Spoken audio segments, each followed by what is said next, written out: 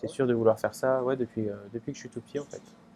Et j'aimais bien manger, j'aimais bien passer du temps à table et ma mère elle me disait à table, tant que ton ventre ne touchait pas, tu sortais pas de table. Donc je dis bon, c'est le principe.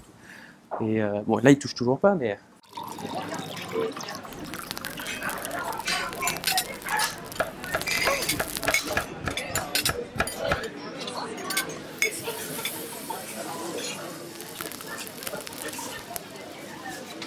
mon premier chef il m'a dit, il faut que tu connaisses toutes tes bases avant de pouvoir construire ton chapiteau personnel. Donc ben, les bases, c'est déjà les bases de la région.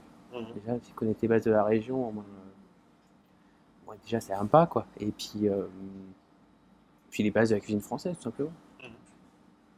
Les fonds, les gratins, les sauces, mais vraiment les traditionnels. Au Rouret, ARPI niçois. Et, euh, et là, c'était mon premier contact avec un chef très simple, très intelligent et qui fait une cuisine du marché assez exceptionnelle parce que c'est vraiment. Il arrivait du marché à 9h30, il faisait le menu, à 10h on avait le menu et à midi les premiers clients arrivaient, quoi. Donc c'était cuisine instantanée, on va dire. Et je pense que c'est la meilleure parce que c'est la cuisine la plus fraîche. Et c'est la cuisine du moment. S'il pleut, tu auras quelque chose d'assez confort, d'assez gourmand. Et s'il fait beau, s'il fait chaud, tu auras quelque chose de plus léger. Au moins, tu es en adéquation avec ta journée et ce que tu as trouvé, tes humeurs. Toi, la maison Carrier à Cham, c'était une approche comme que j'avais eue au tout début de mon apprentissage. C'est vraiment une cuisine traditionnelle savoyarde où tu travailles les farçons, les ombres chevalier, tu fais le boudin, toi où tu travailles vraiment la matière première c'est après que nous sommes allés en Corse, saison d'été à Porto Vecchio, où là j'étais à la section poisson. Je me suis fait dégommer. Ouais, bah parce que t'es à la section poisson, t'es en Corse et t'as les pêcheurs qui arrivent tous les jours avec des caisses pleines de partout. Il y en avait dans tous les sens, des dentilles, des anchois frettes. J'ai touché des poissons exceptionnels. C'était vraiment, c'est un arrivage journalier. Je passais ma matinée dans mon local à poissons. Tous ceux avec qui je travaille, je les connais tous. Pour moi, c'est primordial et c'est très important. C'est aussi, tu vois, j'ai une relation, comme j'ai eu auparavant avec mes chefs, j'ai une relation, la même chose avec mes producteurs.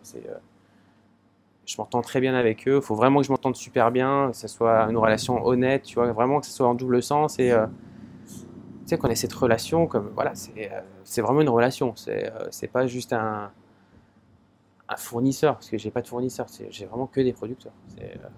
J'achète que des bêtes entières ou des demi-bêtes, comme je te disais. Et pour moi, c'est important parce que ça me permet de travailler tous les morceaux, que les clients goûtent aussi, qu'on recommence à goûter tous les bas morceaux, toutes ces pièces que personne ne fait au restaurant parce que je ne sais pas pourquoi, mais c'est important aux clients maintenant de retourner dans ces classiques de bas morceaux parce qu'il n'y a pas que des entrecôtes ou du filet de bœuf dans un bœuf, quoi. Il y a tout le reste. Et donc voilà, et puis il y a aussi quand j'achète, toi, d'avoir une bête entière, et bien avec toutes les parures, les os, tout ça, ben, je fais assez de jus pour passer tous mes muscles. C'est que moi j'ai une pièce de viande dans ton assiette, tu as un jus, c'est obligatoire. Tu as le jus qui vient de la même bête. C'est pas, c'est pas des parures que j'achète à part, que je fais un jus avec. Pour moi, je trouve que c'est important que le client sache d'où vient ce qu'il va manger. C'est important pour moi. C'est pas juste, c'est pas juste un, voilà, c'est pas juste un bœuf qui a été élevé n'importe comment, abattu n'importe comment, et voilà, il y a une histoire derrière dans chaque produit, chaque ligne du menu, chaque plat, il y a une histoire, et pour nous, c'est important que le client sache pratiquement la totalité des produits qui rentrent ici au restaurant, ils sont sans intrants industriels. Et ça, ouais, c'est un combat de tous les jours.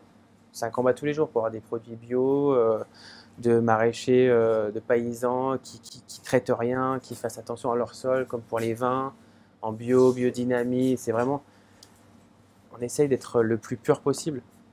Parce que chaque jour a son nouveau produit, hein. Tu sais, toutes les semaines, tu as un nouveau produit qui arrive en saison. Les saisons, elles sont incroyables. C'est que ça bouge tellement. Tu as des trucs de fou qui arrivent toutes les semaines. Les Satsuma, toi, il y a fait 2 semaines que je fais le Satsuma, le premier agrume de Sicile, le premier agrume de saison. Toi, c'est vraiment le tout premier agrume, et ça fait du bien, toi, de manger un agrume tout de suite, là, après l'été que tu as eu. Tu vois, tu passes à autre chose, et tu as les poires, tu as la jutosité de la poire qui arrive. Ça, c'est toutes les semaines, tu as un truc, t'as quelque chose de jovial toutes les semaines qui se passe. J'adore l'automne et l'hiver. C'est vraiment une cuisine qui est très canaillou, et toi, très canaille et très gourmande. Et c'est une cuisine qui demande beaucoup de travail, mais qui apporte tellement de bonheur. C'est, l'été, c'est ouais, un peu plus light, c'est un peu les vacances, c'est tranquille. Et le printemps, on est impatient d'avoir les premières asperges, les premiers fruits, tu sais, à fibre, les fruits et légumes à fibre. Et après avoir passé un hiver de racines, tu as besoin, tu sais, t'as besoin de fibres. C'est pareil, le printemps, tu attends toujours les petites asperges de Sylvain, tu attends toujours les ferras, les premières ferras, tu attends toujours tout ça. Il y a une attente et une excitation à chaque fois.